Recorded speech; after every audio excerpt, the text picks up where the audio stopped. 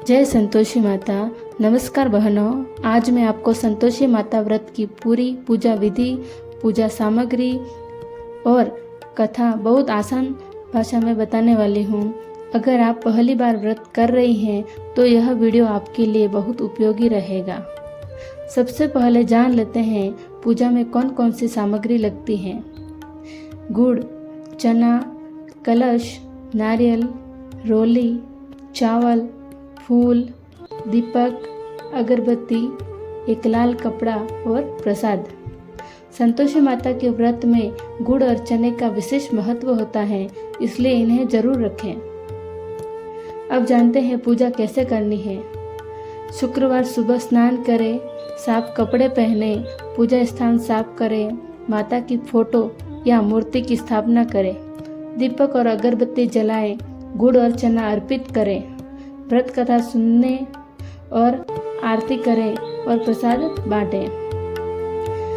कुछ महत्वपूर्ण नियम होते हैं संतोषी माता के व्रत में, जो हमें उनकी पालना करनी ही चाहिए। संतोषी माता के व्रत में खटाई नहीं खाई जाती है। इस दिन नींबू, अचार या कोई खट्टी चीज खाने से बचें। अब मैं आपको संतोषी माता व्रत कथा सुनाने जा रही हूँ। कथा ध्यान से सुनिए और अंत में जय संतोषी माता जरूर बोलिए। हम संतोषी माता की कथा सुनेंगे। प्राचीन समय की बात है, एक गांव में एक वृद्धा अपने 7 पुत्रों के साथ रहती थी। 6 पुत्र बहुत मेहनती और कमाने वाले थे, जबकि सबसे छोटा पुत्र सीधा साधा, भोला और सरल स्वभाव का था। वह अपने भाइयों की तरह व्यापार या खेती में निपुण नहीं था। इसी कारण घर के लोग उसे निकम्मा समझते थे।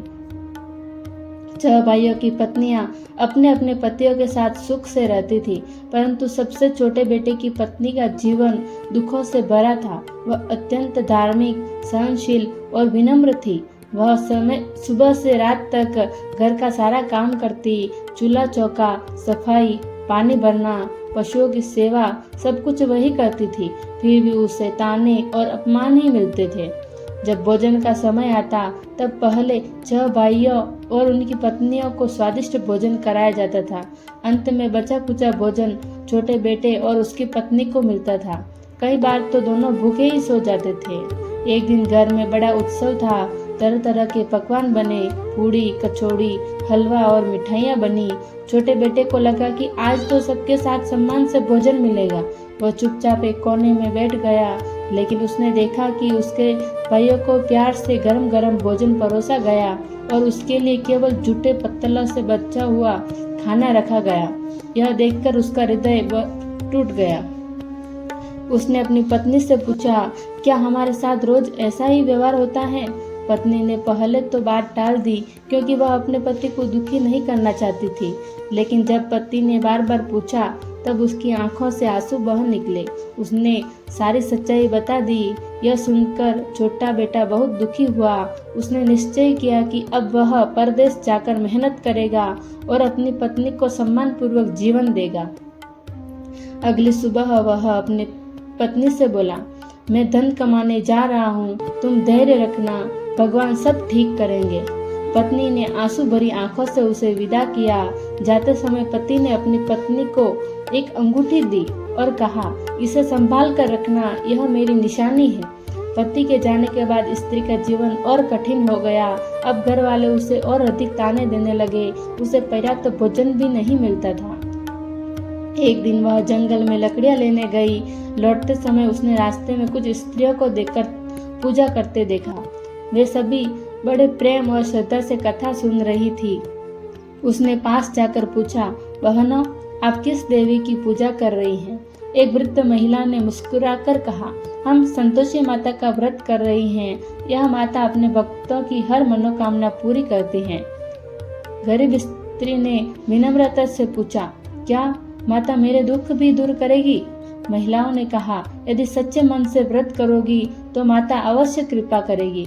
फिर उन्होंने व्रत की विधि बताई। प्रत्येक शुक्रवार व्रत रखना, माता को गुड़ और चने का भोग लगाना, कथा सुनना और खटाई का सेवन नहीं करना, मन में संतोष रखना। उस स्त्री ने उसी दिन से व्रत आरंभ कर दिया। उसके पास धन नहीं था, फिर भी वह थोड़े से गुड़ और चने लेकर माता की पूजा करती रही। वह हर शुक्रवार दीपक जलाती, माता की कथा सुनती और रोते हुए अपनी पीड़ा कहती थी। उधर उसका पति कई नगरों से होता हुआ एक बड़े व्यापारी के यहाँ पहुंचा। उसने वहां नौकरी मांगी। व्यापारी ने उसकी सादगी देखकर उसे काम पर रख लिया। छोटा बेटा ईमानदार और मेहनती निकला। कुछ समय में व्यापारी उसे बहुत मानने लगा, व्यापार बढ़ने लगा और युवक को अच्छा धन मिलने लगा। लेकिन वह अपनी पत्नी को बहुत याद करता था। एक रात व्यापारी को स्वप्न आया।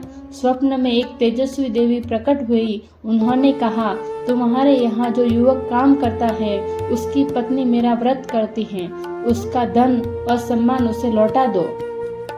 सुबह उठते ही व्यापारी भय और श्रद्धा से भर गया।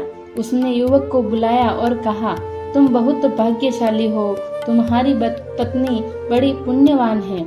उसने युवक को धन, वस्त्र, आभूषण और व्यापार का हिस्सा देकर सम्मान पूर्वक विदा किया। उधर स्त्री लगातार माता का व्रत करती रही। कुछ दिनों बाद उसका पति घर लौट आया। दोनों पति पत्नी की आंखों में खुशी के आंसू आ गए। धीरे धीरे उनका जीवन सुखमय होने लगा। नया घर बना, धन आने लगा और सम्मान बढ़ा। लेकिन उसकी जेठानियां उससे जलने लगी। वे सोचने लगी कि आखिर यह सब सुख उससे कैसे मिला। कुछ समय बाद स्त्री ने माता के व्रत का उद्यापन करने का निश्चय किया। उसने ब्राह्मणों और बच्चों को भोजन करने के लिए आमंत्रित किया। जेठानिया ने अपने बच्चों को सिखाया भोजन करते समय खटाई मांगना। जब बच्चे भोजन करने बैठे तो वे बोले, हमें खटाई चाहिए, बिना खटाई के भोजन नहीं करेंगे। बोली स्त्री ने कहा, आज माता का प्रसाद है, इसमें खटाई नहीं दी जाती है। लेकिन बच्चे जिद करने लगे। अंत में उसने उन्हें पैसे दे दिए। बच्चों ने बाहर जाकर इमली खरीद कर खा ली। इससे व्रत का नियम भंग हो गया। कुछ ही दिनों में घर में फिर दुख आने लगा। पति का व्यापार घाटे में चला गया। धन समाप्त होने लगा। परिवार में कलह बढ़ गई। स्त्री समझ गई कि उससे कोई भूल हुई है। वह रोती हुई माता के मंदिर पहुंची और बोली, हे माता, मैं अज्ञानी हूँ, मुझसे गलती हो गई, कृपा करके मुझे क्षमा करें। उसने पुनः पूरे नियम और श्रद्धा से व्रत आरंभ किया। इस बार उसने हर नियम का सावधानी से पालन किया।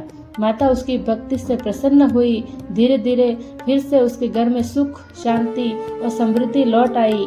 पति का व्यापार पहले से भी अधिक बढ़ गया। परिवार में प्रेम और आनंद छा गया।